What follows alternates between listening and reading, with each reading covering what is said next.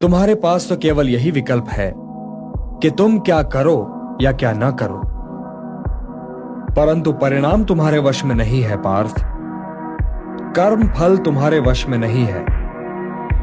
तुम्हारे अधिकार की सीमा इस विकल्प पर समाप्त हो जाती है कि तुम युद्ध करोगे या नहीं करोगे, किंतु युद्ध का परिणाम तुम्हारे हाथ में नहीं है।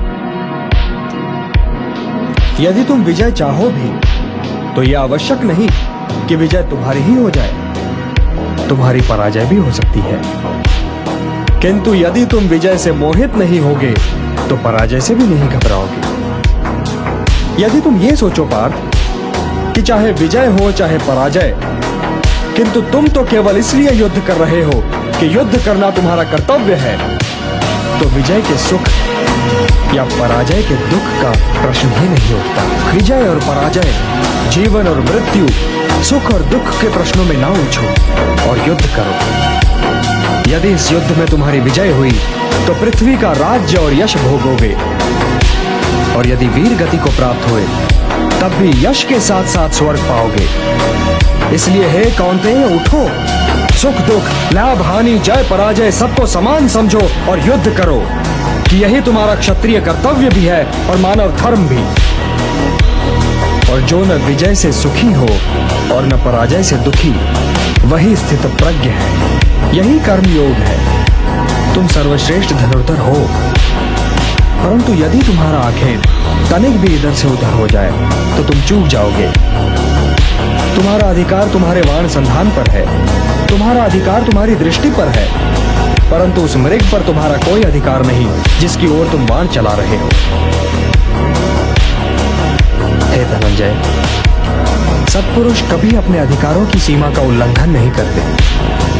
अर्थात अपने कर्म में स्थिर रहो पार्थ, स्थिर रहो, क्योंकि कर्म की कुशलता का ही नाम योग है।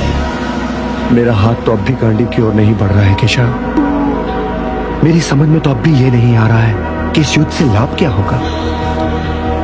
तुम ये निर्णय केवल इसलिए नहीं ले पा रहे हो पार्थ कि तुम इस क्षण को केवल व्यक्तिगत लाभ और व्यक्तिगत हानि के तुला में तोल रहे हो। यही तो मोह का बंधन है पार्थ, यही तो तुम्हारे शोक की जड़ है, और इसीलिए तुम्हारा ये कायर, पलाय और कलंक में डुबोने वाला शोक न तुम्हारे हित में है और न ही समाज के हित में। यह शोक न वर्तमान के लिए शुभ है और न ही भविष्य के लिए। लाभ और हानि की इस कामना में न भटको पार्थ, न भटको, केवल कर्म करो, कर्म। हे पार्थ, सामान्य पुरुष विषय का ध्यान करता है और विषय का ध्यान उसे आसक्त बना देता है। इस आसक्ति या लगाव से काम का जन्म होता है। जब काम की पूर्ति नहीं होती तो क्रोध उत्पन्न होता है। जब क्रोध उत्पन्न होता है तो विषय के प्रति मोह और बढ़ जाता है, और जब मोह और बढ़ जाता है पार्थ, तो सोचने की शक्ति भटक जाती है।